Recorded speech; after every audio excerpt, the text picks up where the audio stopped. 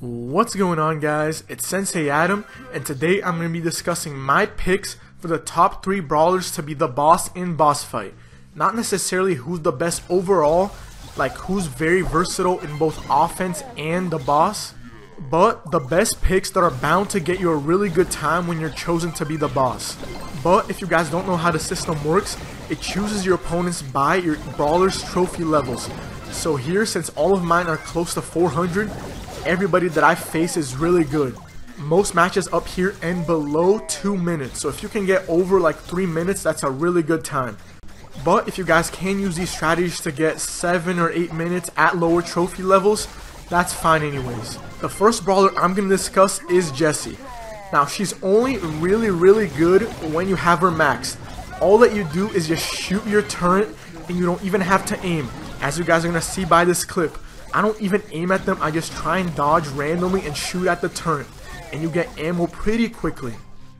And a lot of the times they get so pissed at your turret, instead of actually aiming at you, they aim at the turret.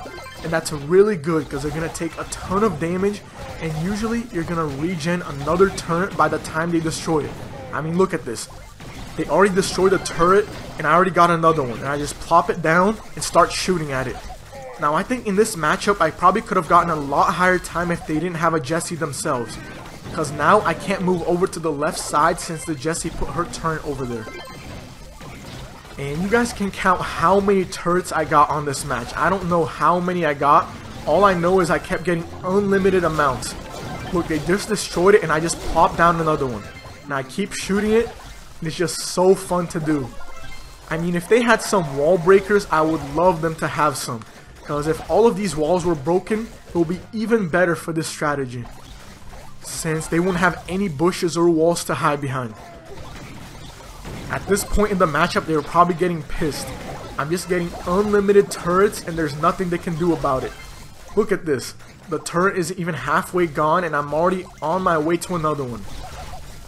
The one thing though is you can't really use your attack to regen your turret's health, because look at how much it does. It only heals it 150. Like, on this game mode, for some reason they made it so all heals do almost nothing. But on the bigger picture, I don't really think it matters too much, because look at how much we get it. I think we already loaded it up like 10 times. I don't know how much, I haven't been keeping track. So if you guys want to know, just leave it down in the comments. But right here they got smart. Instead of just running towards it, they stay back behind the wall so my bounce shots can't hit them. And now I don't have one, so they're all gonna just start surrounding me while I try to recoup some health. But look, now I'm 1v4ing it, and I finally got it and I put it and I try to run back behind it, but the bounce shots get me. And we got 3 minutes and 5 seconds. Not bad at these high levels. Now let's move on to the second best boss, and one that you see so much at higher levels, and that's Crow. At 400 plus brawler trophies, you see at least one Crow almost every single game. And that's because he dominates both on offense and as the boss. And he's probably the most well-rounded character that you can pick for this game mode. But unfortunately, not many people have him. But I still had to include him on this list because he is the second best boss for boss fight. And the first thing that really helps him out is his poison attack. Not only does it keep them from getting their HP back if you just hit him, and if you have him maxed and have his star power, which you should definitely do if you have Crow, prioritize getting his star power. He's just too good right now. Basically, his star power reduces their damage by 10%. So you can just think that basically his star power reduces their damage by 10%. So the way I like to think of that is, because of the poison, you have about 10% extra health as they're hitting you. So it's just a lot useful to survive longer. His second strength is his speed. He's currently the fastest brawler in the game, along with Colt when he has his star power. His speed just allows you to juke a lot more. So if you're aware of your surroundings, you can just move to the left and to the right. And I believe that when you're the boss, you move even faster. So he's just crazy fast with this already fast speed, plus the boss speed buff. But lastly, the king of all of his traits, it has to be his super. His super is just the best thing you can do to escape a sticky situation. and you'll see me doing it a lot during this clip. But I usually don't use it way too often. I only use it when I know I can escape and shave off like 10 to 15 seconds out of their time. So if I see they're overcommitting, like they have 3+ people right next to me, I use my super, like right there. But that probably wasn't the best example because I killed 2 of them. What you usually want to do, especially when you go towards their side, is not kill anybody. So right there, I probably could have camped on their base for like 20 or 30 seconds, but I killed 2 of them. So they already had shields in their base, and I just had to retreat back to mine while taking a bunch of damage in the process. So a lesson for Crow: if you're jumping towards their base and you're going to hide out in their base, try and not kill anybody, because you want all of them to have to chase you towards their base. But on the other hand, if you are jumping back towards your side of the map, you can kill them, because that's just going to waste time for them. Also, last thing, Crow does a lot of damage at close range. Not only does he have a really long range, if you stay at close range right like this and hit all 3 daggers, he does a pretty decent amount.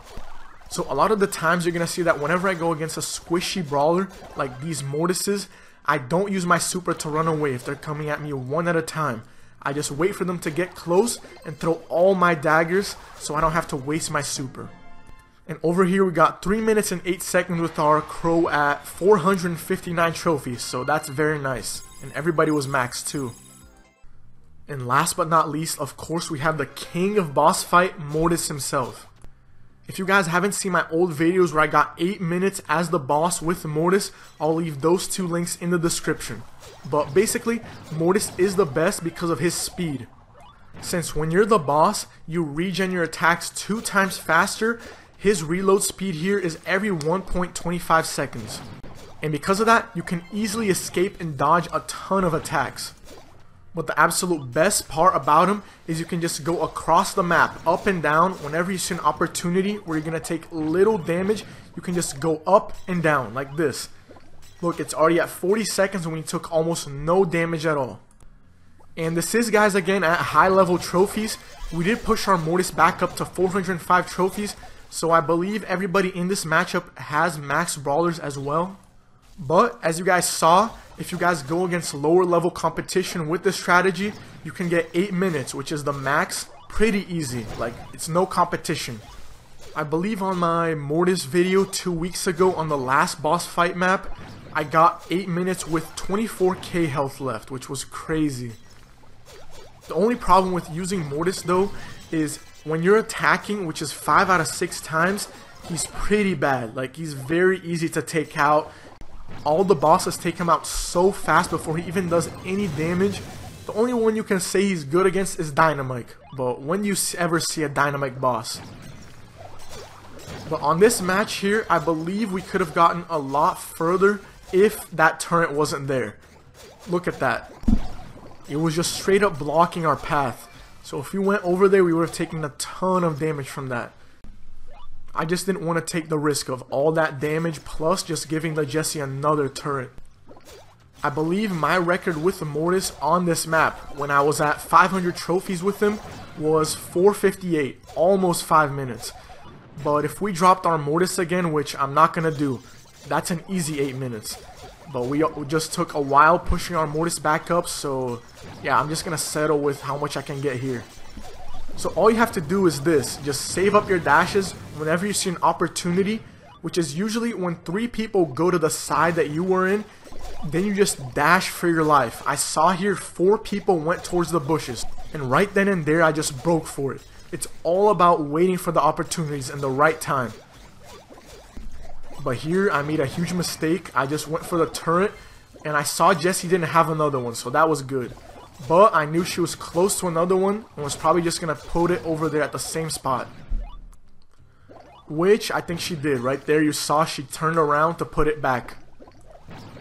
But also another tip for Mortis is you don't really have to worry about your super or the little skulls if your Mortis is maxed. Just like I said with the Jessie clip, all heals when you're the boss are greatly reduced. They're reduced so much that they're basically worthless, so don't worry about them. I think a tombstone here, it heals Mortis up 200, which is absolutely nothing. One Colt shot does 432 damage, just to put it into perspective. As for your bats, whenever you get them, I would usually use it immediately. But you want to use it when you're running away so you can hit as many people as possible, just like I did over there. Alright guys, but what time do you think we're going to get over here? Look at this, we have under 3k HP, we're in their base, but we are the Mortis Juke Master, so let's see what we can do.